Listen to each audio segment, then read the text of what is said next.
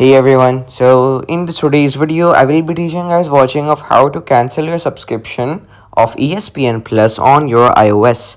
So with that being said, I will be telling you guys about of how or what steps you will need to do and what order you will need to conduct them. So first of all, log into your ESPN account through a computer or mobile browser. Then go to the browser, select mobile browser and your profile picture in the upper right corner of the page. Then after doing that, select account under manage my section and then select manage subscription.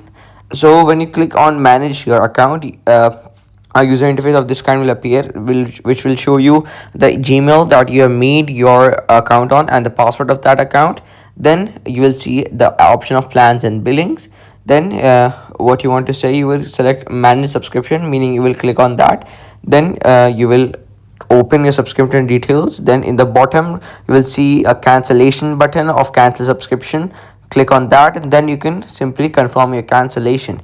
And if the cancellation does not go through, you can contact them by simply clicking on get support, that they will have a button of also, and then they will guide you about the issue that you're facing with the cancellation you're trying to conduct.